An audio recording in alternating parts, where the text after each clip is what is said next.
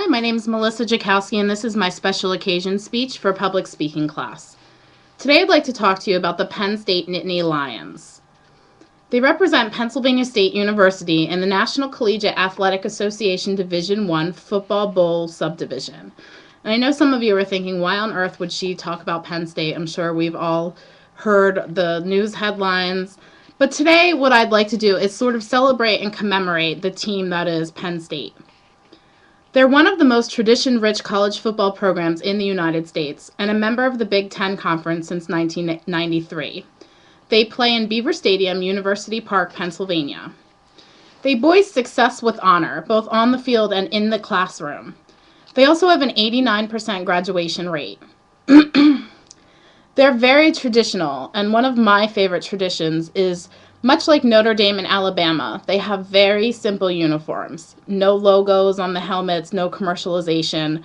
Although Penn State has made themselves into a brand of sorts, they still wear simple black Nike shoes, white pants, blue jerseys for home games, and white jerseys for away games with no logos. Over 170 players from Penn State went on to play in the NFL, and 34 of them are current players on the NFL rosters.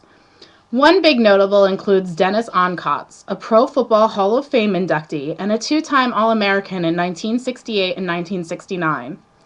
He played on two undefeated teams and later went on to play for the Pittsburgh Steelers. Penn State is often called Linebacker U. They have a reputation for producing outstanding linebackers.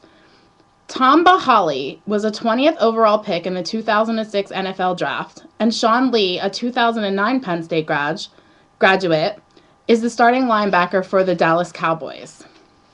Penn State Nittany Lions have 7 undefeated, untied seasons, including 1887, 1912, 1968, 1969, 1973, 1986, and 1994. They won national championships by consensus both in 1982 and 1986. Other national championship selections include 1911, 1912, 1969, 1981, and 1994. They've had invitations to 43 bowl games and have a compiled winning record of 27-14-2, which is the second highest winning percentage in Division I football. There's 5 Pro Football Hall of Fame inductees, including former Pittsburgh Steeler Franco Harris in 1990. Many of the Penn State players work for various different charities. The main one that I think everyone participates is Uplifting Athletes, which raises awareness and funds for Kidney Cancer Association. In 2003, when a player's father was diagnosed with kidney cancer, they turned an annual weightlifting competition called Lift for Life into a fundraiser for that association.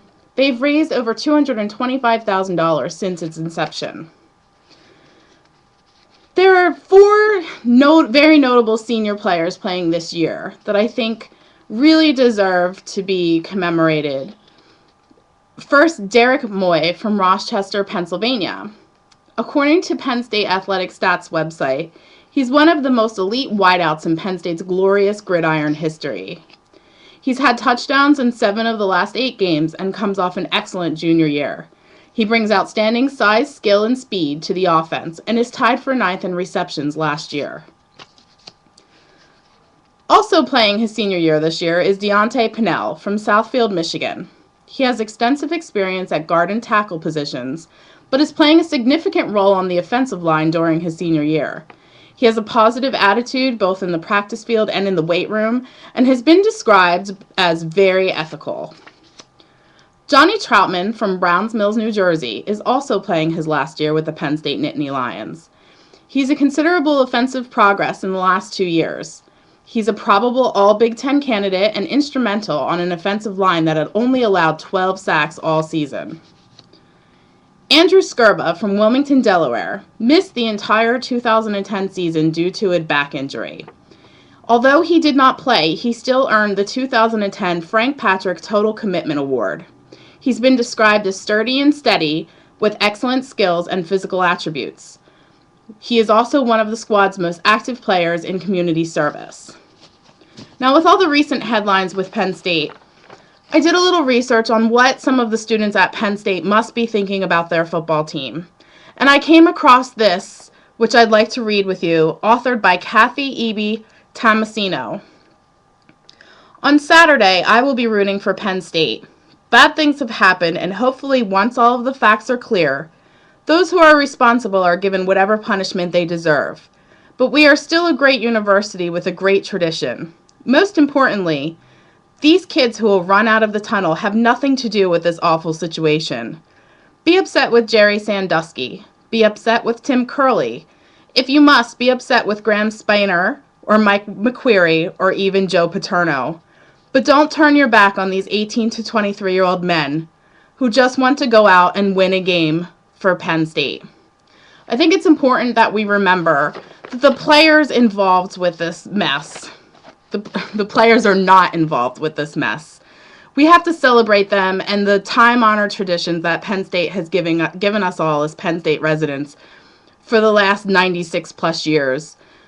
I'm not saying to overlook what's happening, but let's not forget that these kids are here to play football. They've done a great job for us. They have one of the most winning records in college football. And I think it's important that we don't turn our back on the great tradition that is Penn State Nittany Lions.